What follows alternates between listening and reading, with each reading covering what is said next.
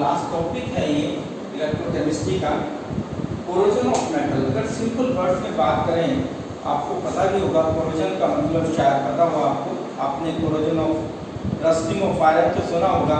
Rusting of iron भी एक corrosion of iron ही है। तो कोरोजन का मतलब एक सिंपल वर्ड्स में अगर हम समझाएं तो ये है, corrosion means eating away of metals, या यूं कह लें डिस्ट्रक्शन ऑफ मेटल। मेटल की जो अपर सरफेस है वो डिस्ट्रक्ट होना शुरू हो जाती है, खराब होना शुरू होती है, धीरे धीरे सारी मेटल खराब हो जाती है, इसलिए कहते हैं डिस्ट्रक्शन ऑफ मेटल। लेकिन किस कंडीशन में? Destruction of metal in presence of some external factors. तो कौन कौन से फैक्टर हैं जिसकी प्रेजेंस में मेटल डिस्ट्रक्ट होती है या खराब होती है? तो कौन से फैक्टर हैं? मैं कहता है that these factors are oxygen and moisture। दोनों चीज होनी चाहिए, ऑक्सीजन भी होनी चाहिए और मॉइस्चर भी होनी चाहिए, तब यहाँ पर कोई मेटल डिस्ट्रक्ट होती है या मेटल में कोरोजन होता है। तो दो फैक्टर रेस्पॉन्सिबल हुए, कौन कौन से? एक फैक्टर हुआ मैटर, सॉरी एक फैक्टर हुआ मॉइस्चर, दूसरा फैक्टर हुआ वाटर। तो factors moisture and second factor is that is oxygen। लेकिन हमारे यहाँ सिलेबस में एक ही मेटल का कोरोजन है, कोरोजन ऑफ आयरन। और कोरोजन ऑफ आयरन को हम कैसे कहते हैं? इसका दूसरा नाम भी है that is rusting of iron. तो रस्टिंग ऑफ आयरन है क्या? रस्ट क्या होता है? कोरोजन तो हमें पता चल गया कोरोजन का मीनिंग क्या है, लेकिन रस्ट ऑफ आयरन को हम कैसे डिफाइन कर सकते हैं? Rusting of iron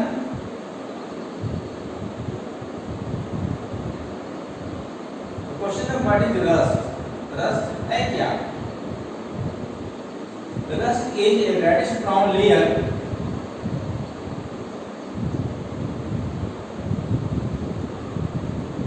it is a reddish brown layer deposit on the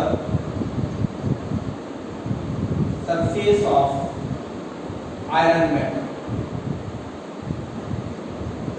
A reddish brown layer deposit on the surface of iron metal in the presence of moisture and oxygen। और इसको अगर हम फॉर्मूले की form में represent करें, formula बनेगा Fe2O3 and X2। Number of water molecule fix नहीं है। This is rust.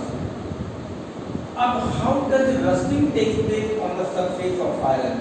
तो इसका मैकेनिज्म हमारे सिलेबस में रस्टिंग होता कैसे है, कैसे हम इसको एक्सप्लेन करेंगे, यानी कि इसका formation ferric oxide water molecules कैसे सरफेस पर डिपॉजिट होते हैं, इसका फॉर्मेशन कैसे होगा, इसका एक्सप्लेनेशन देखिए। तो mechanism of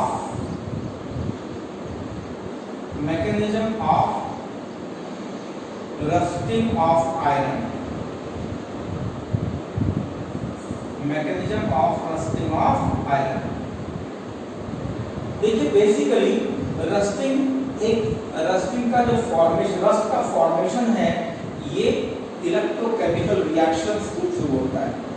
on the surface of iron object there electrochemical reactions are taking place and you know the electrochemical reactions कहाँ होती हैं? These are in the electrochemical cells. इसका मतलब ये हुआ कि जो आयरन ऑब्जेक्ट की सरफेस के ऊपर इलेक्ट्रोकेमिकल सेल्स का फॉर्मेशन होगा, इन सेल्स के अंदर इलेक्ट्रोकेमिकल रिएक्शंस होती हैं। Because on the surface of iron object बहुत सारी इलेक्ट्रोकेमिकल सेल्स जनरेट होती हैं, इसलिए इनका नाम है मिनिएचर सेल्स। तो इन इलेक्ट्रोकेमिकल सेल्स में इलेक्ट्रोकेमिकल रिएक्शंस हैं, तो हम रिएक्शन डिस्कस करेंगे वो रिएक्शंस कैसे होती हैं। थोड़ी देर के लिए मान लेता हूँ कि आयरन ऑब्जेक्ट, ये आयरन ऑब्जेक्ट है। आयरन ऑब्जेक्ट की किसी भी साइड पर, आयरन ऑब्जेक्ट की सरफेस पे किसी भी साइड पर, लेट से ये साइड है, एक किसी एक साइड पर ऑक्सीडेशन हो जाएगा। जो Fe मेटल है that will oxidise into ferrous ion with loss of electrons. What I am saying, at one side of iron surface, at one side of surface of iron object oxidation takes place in which iron atoms will get oxidized into ferrous ion यानी कि Fe2 positive ion loss of electron and these electrons ये electron क्या है electron surface पे move करेंगे और these electrons on in presence of H ion and oxygen get तो यहाँ पर किसी इलेक्ट्रॉन सरफेस पे मूव करते हैं ये H ion कहाँ से आएंगे वाटर से आएगा और ऑक्सीजन की प्रेजेंस वहाँ होनी चाहिए तो वाटर का फॉर्मेशन होगा तो ये जो साइट है एक तरह से कैथोडिक साइट बन जाएगी और जहाँ पे ऑक्सीडेशन हो रहा है ये एनोडिक साइट बनेगी इसका मतलब ये एनोड है ये फिर से कैथोड है इसको रिएक्शन को बैलेंस कर लेते हैं यहाँ 4 इलेक्ट्रॉन्स यहाँ 4 H पॉजिटिव और यहाँ पे कर दीजिए 2 H2O so in this way anodic reaction is taking place ये कैथोडिक रिएक्शन हो रही है और उसके बाद फिर क्या होता है एक रिएक्शन ये हो गई दूसरी रिएक्शन ये देखिए रिएक्शन की फॉर्म में आप देखेंगे एक तीसरा पॉइंट होगा जो फेरस हमारे आयन हमारे बने थे this ferrous ion further get oxidized into ferric ion further ferric ion में ऑक्सीडेशन होगा फेरस का कैसे ये जो फेरस आयन है again in presence of oxygen and in presence of water ferrous ion presence of oxygen and water get oxidized into ferric ion और ये ferric ion simple ionic form में रहेंगे ये कन्वर्ट हो जाएंगे फेरिक ऑक्साइड में plus H ion का formation तो यहाँ पर आप ऐसे कर लीजिए आयरन की यहाँ 2 कर लीजिए यहाँ 4 कर लो इसको तो ये 2 हो जाएगा तो ऑक्सीजन के कितने होंगे 6 तो 2 ऑक्सीजन यहाँ पर हैं 4 यहाँ पर नीचे 4 H2O तो ये रिएक्शन बैलेंस हो गई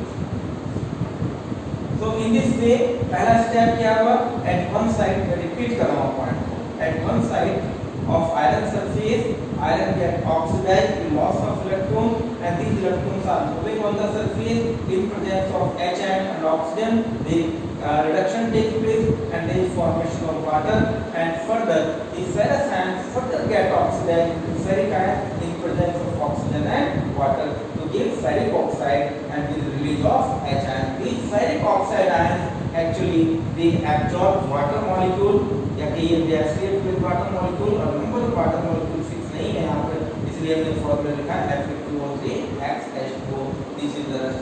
So this is the way of formation of rust on the surface of iron object. तो जब भी आपसे कोई मैकेनिज्म पूछेगा तो जस्ट आप यहाँ से स्टार्ट करना कि ये इलेक्ट्रोकेमिकल रिएक्शन से electrochemical reaction takes place in the electrochemical cells which are generated on the surface of iron object और फिर आप एक्सप्लेन करना स्टार्ट करें at one side iron get oxidized फिर कहेंगे ये एनोडिक साइड है फिर कहेंगे कैथोडिक साइड है फिर तीसरी लाइन में कहेंगे कि iron further oxidized with ferric ions में इन दिस वे आप तीन रिएक्शन जरूर लिखेंगे इस तरह से फॉर्मेशन ऑफ रस्ट हो जाएगा। अब इसमें कुछ और भी चीज आती है कौन कौन से फैक्टर हैं जिससे रस्ट प्रमोट होता है तो देखिए एक तो है कि वहाँ पर अगर आप एक सॉल्टी इलेक्ट्रोलाइट है अगर इलेक्ट्रोलाइट एक सॉल्यूशन होगा तो वहाँ रस्ट का फॉर्मेशन फास्ट हो जाता है ये क्या कहीं पर डेंटिंग होगी तो रस्ट का फॉर्मेशन फास्ट हो जाता है इससे कुछ फैक्टर हैं जो रस्ट को इंक्रीज करते हैं एनहांस करते हैं तो आप एक बार पढ़ सकते हैं थ्योरेटिकल पोर्शन नहीं लेकिन इसके अलावा और इससे तो और इम्पॉर्टेंट पॉइंट और है कि प्रिवेंशन ऑफ कोरोजन को हम कैसे प्रिवेंट करते हैं कुछ चीज़ें तो हम आमने आप देखते ही हैं सराउंडिंग में हम कोरोजन को कैसे प्रिवेंट कर सकते हैं घर में भी हम आप देखिए घरों में रेलिंग के ऊपर हम पेंट करते हैं कहीं पर हम जो गाड़ी होती है ऑटोमोबाइल होते हैं वहाँ पर ग्रीसिंग हम करते हैं इंजन के अंदर या ऑयलिंग करते हैं तो ये पर्पज क्या है ये पर्पज कोरोजन को रोकने का ही है तो एक प्रिवेंटिव मेथड हुआ बैरियर प्रोडक्शन हम क्या करते हैं आयरन ऑब्जेक्ट के ऊपर एक बैरियर लगा देते हैं बैरियर क्या है बैरियर हम पेंटिंग करके कर सकते हैं बैरियर मीन्स इसको रोक देता है इसको रोक देता है आयरन ऑब्जेक्ट को रोक देगा जो ये प्रिवेंट करेगा it should not come in contact of oxygen and moisture तो जब हम आयरन सरफेस के ऊपर पेंटिंग कर देते हैं या ऑयलिंग करते हैं या ग्रीसिंग करते हैं तो ये क्या करेगा पेंट ऑयल और ग्रीस क्या करता है it does not allow direct contact of moisture और oxygen with the iron object तो that's why there is no question of rusting तो इसको कहते हैं बैरियर प्रोटेक्शन। कैसे हमने किया? बाय पेंटिंग, बाय ऑयलिंग और बाय ग्रीसिंग। एक सेकंड मेथड है जिसको हम कहते हैं कैथोडिक प्रोटेक्शन, या इसको एक दूसरा नाम भी दिया है। कैथोडिक प्रोटेक्शन में एक्चुअली दो तरह के हैं। कैथोडिक प्रोटेक्शन कैसे कर सकते हैं, उसका एक पार्ट है सैक्रिफिशियल प्रोटेक्शन। तो मैं लिख लेते हैं यहाँ पर प्रिवेंटिव मेजर्स,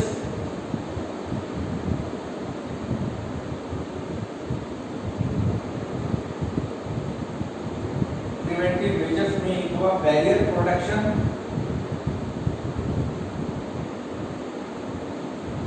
बैरियर प्रोटेक्शन में मैंने कैसे कहा? बाय पेंटिंग या बाय ऑयलिंग और बाय ग्रीसिंग।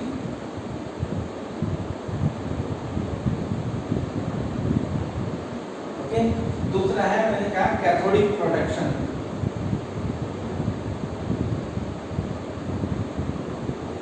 कैथोडिक प्रोटेक्शन दो टाइप से हम डिवाइड कर सकते हैं इसमें। एक sacrificial protection,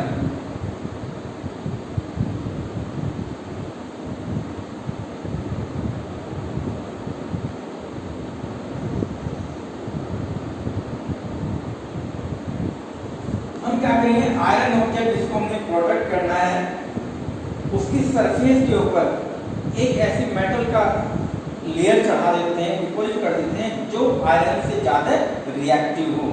for example, on the surface of iron object we deposit a layer of zinc metal। तो deposition of zinc metal on the surface of iron object, इस प्रोसेस का नाम है गैल्वेनाइजेशन। तो हम गैल्वेनाइजेशन करके हम आयरन ऑब्जेक्ट को प्रोटेक्ट कर सकते हैं। आपने घर में देखा भी होगा, खासतौर से विलेजेस में जो आयरन की लोहे की बाल्टी होती हैं, जब आप मार्केट से लाते हैं बिल्कुल शाइनिंग सी अपीयरेंस होती है। वो शाइनिंग अपीयरेंस क्यों होती है? उसकी वो सरफेस पर जिंक मेटल चढ़ी रहती है। लेकिन जब उसको घर में लाते हैं, आपने ये देखा होगा, कुछ टाइम के बाद उसकी सरफेस डल होना शुरू हो जाती है। जैसे हम उसको यूज करना शुरू करते हैं, सरफेस डल हो जाती है। बेसिकली होता क्या है, तो जिंक मेटल है, जिंक मेटल जब मॉइस्चर के और ऑक्सीजन के कांटेक्ट में रहती है तो इसका खुद का ऑक्सीडेशन होना स्टार्ट हो जाता है। जब दुकान पे है तो चूंकि वहाँ मॉइस्चर का कांटेक्ट नहीं है, एयर तो है वहाँ पर, मॉइस्चर का कांटेक्ट नहीं, इसलिए सरफेस ठीक रहती है। लेकिन जब घर में उसको यूज करना शुरू करते हैं तो आयरन ऑब्जेक्ट, वो जो बाल्टी है, जो बकेट है, that will comes in contact of moisture as well as oxygen। इसलिए वहाँ पर क्या होगा, एक प्रोसेस होता है, मैं आपको बताता हूँ। वो जो जिंक लेयर है, जिंक मेटल है, तो जिंक मेटल कन्वर्ट हो जाती है जिंक आयन में विद लॉस ऑफ इलेक्ट्रॉन। तो जो जिंक आयन है, ये जिंक आयन कार्बोनेट के साथ रिएक्ट करते हैं। कार्बोनेट का है, ये कार्बोनेट भी कहीं ना कहीं वाटर में प्रेजेंट है। कैसे? कार्बोनेट एक्चुअली कैसे प्रेजेंट है? कार्बन डाइऑक्साइड वाटर में डिसॉल्व हो जाती है तो क्या देती है? Carbonic acid. और ये जो कार्बोनिक एसिड है फर्दर डिकम्पोज हो जाता है किसमें? H आयन में और प्लस कार्बोनेट आयन में। इस तरह से जहाँ पे मॉइस्चर है तो वहाँ पे कार्बन आयन्स की अवेलेबिलिटी होगी। तो zinc metal, zinc ion carbonate के साथ कंबाइन करके जिंक कार्बोनेट बनाएंगे। और zinc ion also combine with OH ion. अब ये OH आयन कहाँ से आ गए? आपको याद होगा वाटर में एक वीक इलेक्ट्रोलाइट है, water after distillation gives H ion and OH ion. तो OH आयन भी वहाँ पे अवेलेबल है। तो zinc ion also combine with OH ion to form zinc hydroxide. तो इस तरह से जो जिंक मेटल है, जो लोहे की बकेट है, उसकी सरफेस के ऊपर जिंक कार्बोनेट और जिंक हाइड्रोक्साइड का एक मिक्सचर डिपोजिट हो जाता है। और इसकी वजह से हमें जो सरफेस है उसकी डल दिखना शुरू हो जाती है। तो जिंक कार्बोनेट और जिंक हाइड्रोक्साइड के मिक्सचर करते हैं बेसिक जिंक कार्बोनेट। तो मैंने क्या किया है, तो जब हम बकेट को यूज करते हैं तो आयरन ऑब्जेक्ट के बकेट की सरफेस पर, बकेट की सरफेस के ऊपर बेसिक जिंक कार्बोनेट के लेयर डिपोजिट हो जाती है, इसलिए वो डल होना शुरू हो जाती है। लेकिन एक टाइम आता है जब उसको सफाई करते रहते हैं, ये जो सरफेस है बेसिक जिंक कार्बोनेट की, ये भी निकल जाती है। यानी कि जो आयरन ऑब्जेक्ट है that will be exposed to the atmosphere, तो फिर रस्टिंग स्टार्ट हो जाता है। तो इस तरह से इस प्रोसेस का, इस तरह से हमने इसमें क्या हुआ, जो कैथोड, जो जिंक मेटल थी जिंक मेटल ने अपने आप को सैक्रिफाइस कर दिया। सैक्रिफाइस करने के बाद इसको प्रोडक्ट किया, आयरन ऑब्जेक्ट को प्रोडक्ट किया। और इसको कैथोडिक प्रोडक्शन को कह रहे हैं, क्योंकि आयरन एक तरह से कैथोड का काम कर रही है और जिंक मेटल क्या है एनोड का काम कर रही है, क्योंकि यहाँ पर ऑक्सीडेशन हो रहा है, इसलिए इसको कह दिया सैक्रिफिशियल प्रोडक्शन। क्योंकि इसमें जिंक मेटल ने अपने आप को सैक्रिफाइस कर दिया to protect the iron object that place as cathode, इसलिए इसको कह दिया कैथोडिक प्रोडक्शन और इसीलिए इसको कहा सैक्रिफिशियल प्रोडक्शन। इसमें जो बी पार्ट है वो है इलेक्ट्रिकल प्रोडक्शन, है वो कैथोडिक प्रोडक्शन ही, इलेक्ट्रिकल प्रोडक्शन। ये कम यूज करते हैं जब अंडरग्राउंड बड़े बड़े पाइप होते हैं, अंडरग्राउंड आयरन के जो पाइप्स हैं, उन आयरन पाइप को प्रोटेक्ट करने के लिए हम उस आयरन पाइप को वायर के थ्रू एक ऐसी मेटल से जोड़ देते हैं जो उससे आयरन से ज्यादा रिएक्टिव है, लाइक मैग्नीशियम मेटल। तो मैग्नीशियम मेटल का एक बड़ा सा ब्लॉक ले लिया, आयरन के वायर के थ्रू इसको हमने आयरन पाइप को कनेक्ट कर दिया मैग्नीशियम मेटल के साथ।